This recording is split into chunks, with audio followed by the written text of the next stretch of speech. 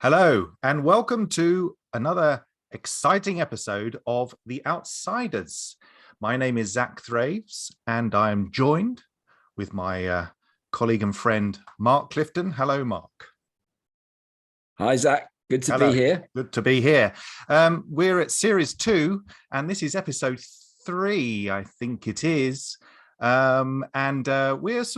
We're diving deeper into how it feels to be an outsider and exploring the range of emotions that we encounter in life, with our lifestyles, with what we do, how we think.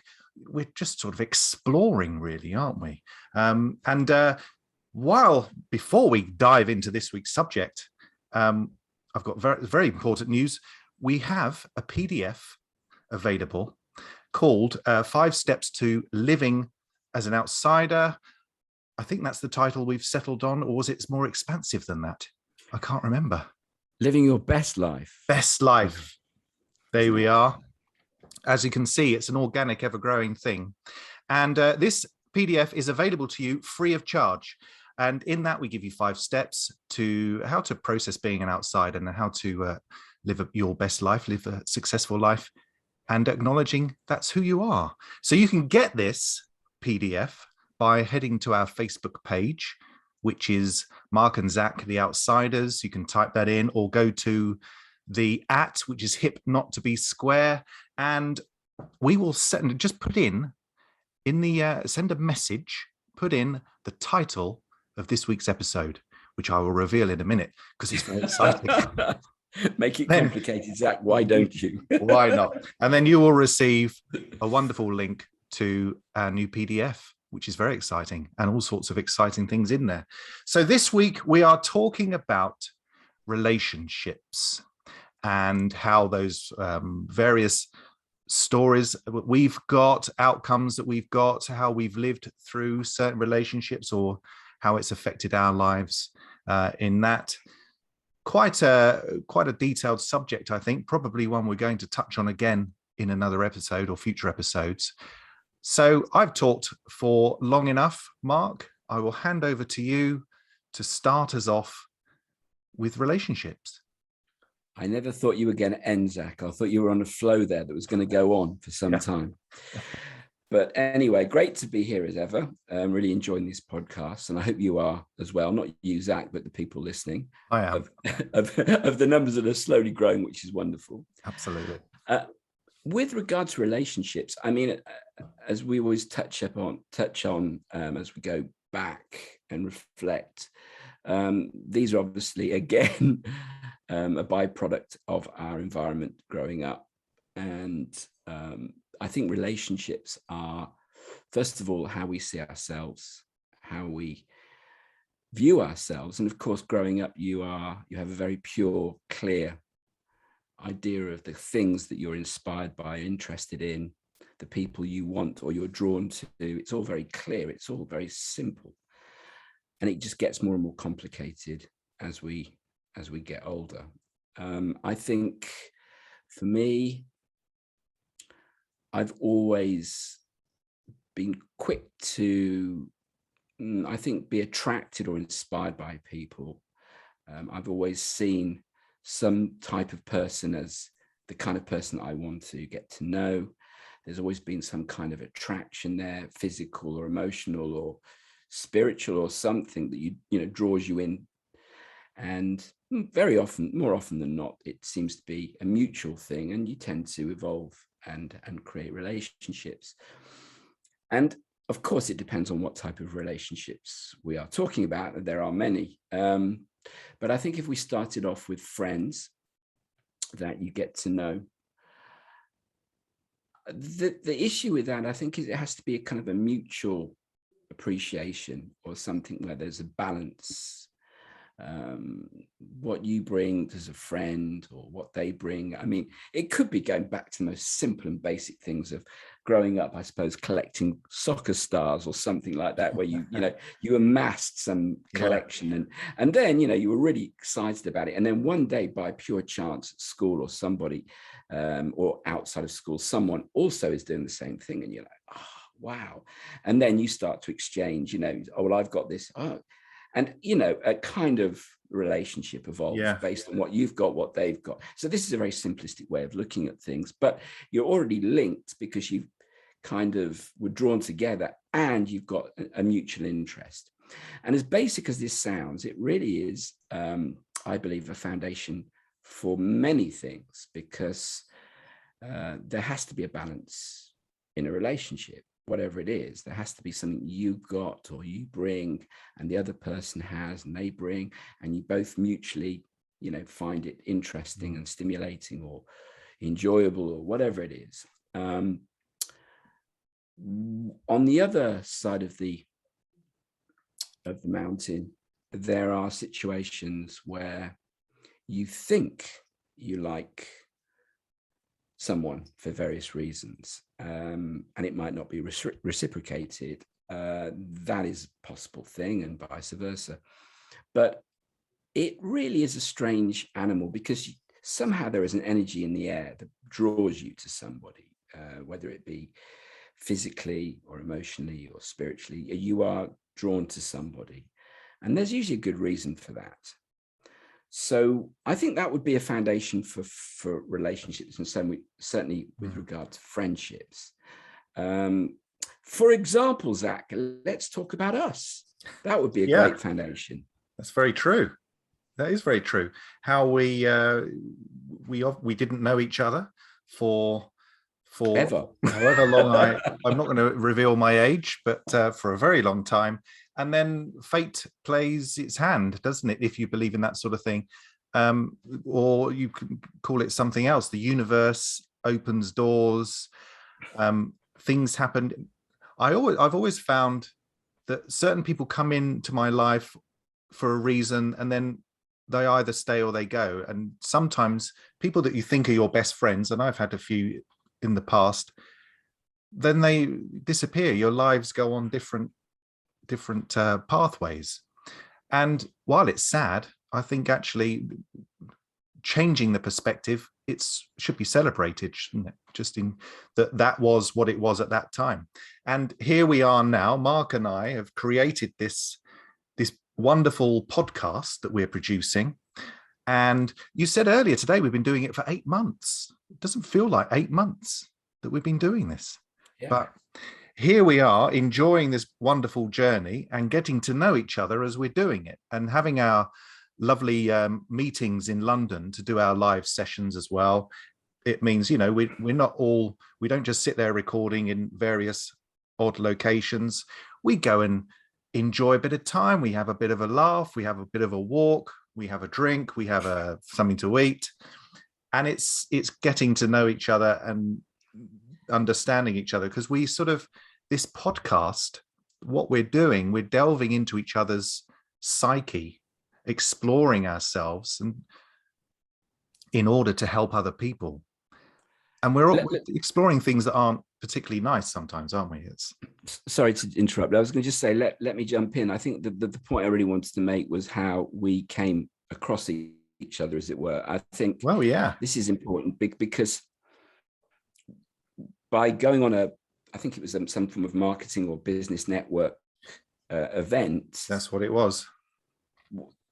We found each other, and we found each other because during this event we had to introduce what we were doing. Yeah. And there you are. You've got something that you're creating, which is all around film and using creativity and expression to combat depression. And I was using music, writing and expression to come to terms with connection and reconnection with our, authentic self. And there was such a kind of commonality there that it would be absolutely mad just to pass it up. Yeah. And I think that's what I was using as a form of analogy when I was talking before with the about collecting soccer stars or whatever it is. You suddenly meet someone who's got something that you're interested in, and vice versa. And that's what I'm saying. There's an energy in the air that brings people together. So I think we've kind of touched on the idea of a friendship and how they emerge. And obviously most of the listeners get this, and they're also very aware of what friendship is about. I think what we want to try and do now is move on to it from the perspective as outsiders, because that's where we are, standing out from everyone else in that regard. This is our angle.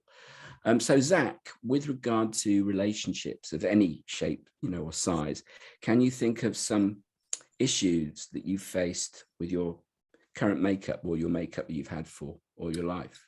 Yeah, I think looking at analyzing myself, as I've often done in the past, I've been guilty of, there's been trust issues for me, really, in that I've always had this fear of being apart, of being alone. If I'm in a relationship, if I'm on my own in a house, if I'm having to do something on my own, I think because of my sensitivity, because I have that idea of alienation, I always think that I'm not quite connecting with the world around me. I'm not quite sure what's real and what's not.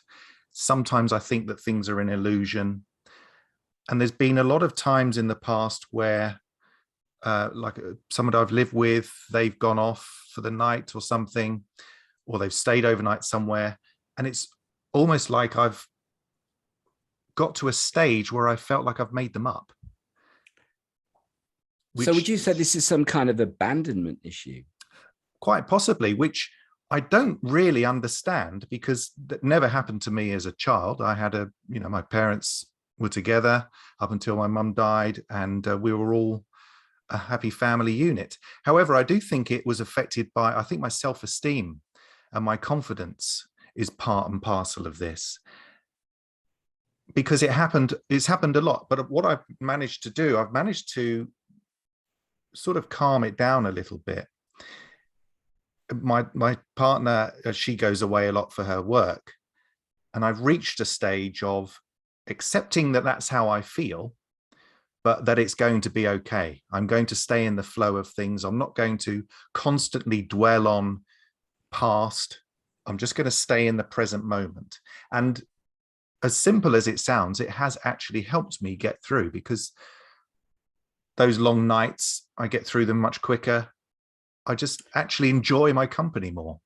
Let me just stop you, Zach. So I'm just trying to clarify this for myself. So you're talking about you have trust or abandonment issues that weren't connected to anything growing up. Not that I can think of. So why would you, I didn't quite understand, why would you feel those things? I think some of it stems from when I was alone is when I used to self-harm. So I didn't trust myself to be on my own. There was that fear that I would do something because I wasn't thinking straight. But how that connects me to the way I used to feel in the past, I don't know. Interesting. So you have this issue about being on your own, and the way you deal with it is by basically focusing on being in the now. Yes, that's how I deal with it now. And it has made my relationship, which is why I thought about it for this episode, because it has affected my relationships in the past, but it's made my current relationship that much stronger, because I'm more accepting of who I am. I'm happier with who I am, and I feel stronger and more confident having got through these tasks, these barriers, broken down these barriers that I've created of feeling that I can't be on my own. And actually it's opened up a new world for me, because when I now am on my own, I enjoy doing things that I wouldn't necessarily do, like playing music that I like playing, or making lots of noise. Yeah, it's kind of, I mean, it's interesting, but as I say, it's kind of interesting to try and piece it together as to where this comes from. But okay, so we've got a solution with that anyway. So being in the now and playing music. It's interesting because playing music to me takes me away rather than puts me in the now. Brings me back. Yeah. It's funny how we're all affected differently. Yeah. So what other tools do you use to keep you focused? The biggest tool I use, and it's helped me with my depression, is meditation. I mean, I know a lot of people say about it, and a lot of people don't believe in it, or they think it's wishy-washy. But since I've been doing it, my life has been so much better. And it's as simple as I put on a piece of music, close my eyes, 3 minutes of just calm meditation, and I'm back, kind of thing. And it just helps to do that regularly. And I would recommend anyone do it. It's as easy as just listening to a track of music at your lunchtime, or, you know, in the park or whatever, or just at home. It can be that simple. So that's sort of me, really. What about Mark? I'll hand over the microphone to you. Why, thank you. Here I am. Yeah, for me, I would think the strange thing is that growing up, I think only done for positive reasons, but in the end, causing more confusion and problems, was that my father would always say, you know, when I was working or when I was doing things, you know, always look at what's around you, you know, always the grass is greener kind of concept. Never settle for this, never settle for that. And it was kind of almost hotwired into my brain from a very, very early age. I never really knew about it or was aware of it, but it was obviously happening. And this has been something that I've been working on for a very long time, and not just friendships, but relationships as well. Mostly relationships rather than friendships. But, you know, this idea of, you know, this person's fine, but, you know, there could be something better around the corner all the time. And unfortunately, that was almost like a curse, because it's ruined so many relationships with, you know, great people. Always saw something that I didn't quite like, or something happened that I wasn't quite sure about. It's not perfect. It's not, you know, pristine. It's not exactly as I want it to be. Therefore, there must be better things around the corner. Right. And that's just been a fatal flaw in my makeup for a long, long time. And it's destroyed relationships. And the minute I feel or sense something's not as it should be in my, you know, set of important criteria, then I'm already reversing into what I call my exit strategy, you know. Wow. And that can happen over a period of weeks, possibly even days. It could be months. It could be even longer than that. And, you know, and I think the key thing, as we're talking about during these podcasts, is to, one, be very aware of this, because if you are, then you know that something needs to be sorted out. If you're not, then you're going to be doing this for a long time, repeatedly, until you learn a very, you know, harsh lesson. But I think that's definitely a flaw in my character. And I look back on that. As I said with you, I've got to look back on the situation, as I've sort of said in many things I've done before. We've got to be detectives of our own storyline. Yeah. And in my case, I've gone back and I've realized that it's sort of these words that were kept on hammering into my subconscious, that better things, whether it's work, people, whatever, better things around the corner. And you can't really lay any foundations with that. It's like slippery, you know, what you call it, seaweed or something. You know, you're just constantly grasping at something that isn't going to really solidify. Yeah, that's really hard to live with, to have that. And it also goes to show the power of language, doesn't it? Because it's just simple words that can have a profound effect on anybody. And I think as a parent, or as parents, sometimes you're not conscious about what you're saying. You're just sort of thinking you're saying something because you think that's the right thing to say, without thinking about the language that's used and how that can have a knock-on effect. You don't know. And as children, we soak things up so much more easily. So that's really hard to, but I think you're right in saying awareness. I think that's the key, isn't it? Is the key start. It's the starting point, but I think, again, what we're trying to do here is offer solutions. And this isn't just kind of general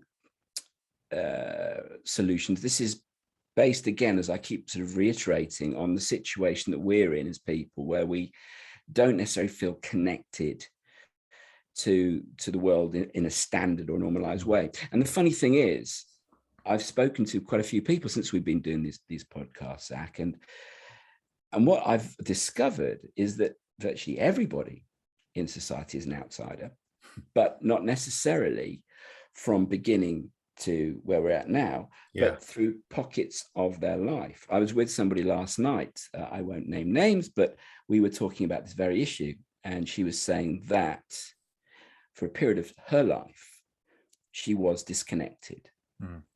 And, you know, so I think a lot of people can relate to the concept of this, but what we're trying to do here is talk about solutions. So the awareness that means that you are aware of what you're doing, you know, your behaviors, your repetitive behaviors, your cycles of behaviors.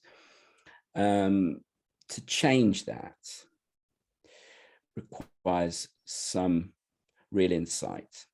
And the insights are what you've learned from in the past, and the pain or the anguish or the frustration or the loss that you've suddenly realized because of the actions you've taken. Yeah, it's looking at it from a different perspective, isn't it? It's stepping outside of it, not taking it from an emotion that is going to affect you, or you're going to put up your barriers to protect yourself. Just looking at it for what it is. Yeah, and I think the other thing is people respond differently, of course. I mean, everyone's built differently. And so if you project your experiences or your behaviors onto somebody, it will be different with different people. Yeah. And some people who are very grounded or very together within themselves will find it's, you know, incredible that, you know, you are prepared to sort of build a relationship with them, then suddenly take it away. Yeah. And so these responses and these experiences only sort of give you further information and evidence that, you know, you've got to change this. And I suppose the solution is, how do we change that? Well, one is the awareness. Two, there's realization of what it is really costing you, you know, in terms of your behavior. Why would you do this? And the outcome of it is whatever it is, a loss of a friend, or, you know, self-isolation, or God knows whatever it could be. And then to change that, which is not an easy thing to do. But I think when you've burnt your hand, or you've cut yourself, or you've injured yourself, you don't really want to go through that again. Yeah. There's many things I'm sure you and I've got where we've physically felt something or hurt ourselves. You talked about self-harming. I mean, you know, you do something that really was horrendous, and you don't really want to go through that again. No, so exactly. You should somehow learn not. Yeah, learn new ways of thinking and doing. Which, to wrap things up, because we're almost out of time this week, does link us back to the PDF. Some of those words are in the PDF. So to get your free copy, type in relationships to our Facebook page in the message in the relationships is the key word, is it? Relationships. This is what See, got to keep them on their toes. Keeping me on my toes, that's for sure. So that's the word for this week, and you'll get your free PDF from us sent directly to you in your messenger. Is the on Facebook. On the Facebook. So head to our Facebook page. Relationship.